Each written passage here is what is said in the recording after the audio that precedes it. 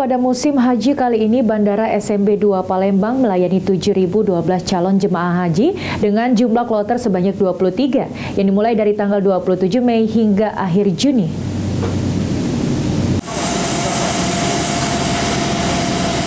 Menurut General Manager Angkasa Pura II Kota Palembang, Iwan Winaya Mahdar, ditemui usai pelepasan jemaah haji kloter 1 di Bandara SMB 2. Pada musim haji kali ini, Bandara SMB 2 Palembang melayani 7.012 calon jemaah haji dengan jumlah kloter sebanyak 23 yang dimulai dari 27 Mei hingga akhir Juni.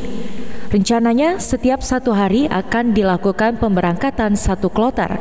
Sebagai penunjang dan mendukung haji ramah lansia, Bandara SMB 2 telah menyiapkan jalur khusus dengan menggunakan kursi roda.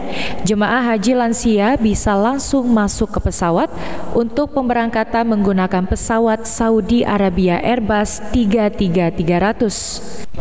Makin nyaman untuk pelayanan ini, sehingga untuk bandara sendiri sudah menyiapkan fast track. Jadi khusus untuk lansia ini kita siapkan jalur khusus menggunakan lift, kemudian langsung menggunakan garbarata dan langsung menggunakan masuk ke dalam pesawat. Jadi diutamakan adalah lansia-lansia yang harus menggunakan kursi roda atau wheelchair.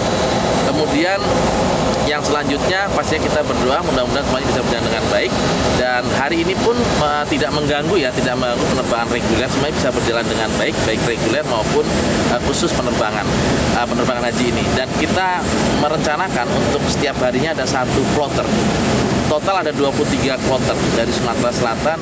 Ditambahkan Iwan Winaya, 23 kloter terdiri dari 20 kloter dari jemaah Sumatera Selatan dan 3 kloter dari Bangka Belitung yang akan diberangkatkan pada tanggal 4, 5, dan 7 Juni.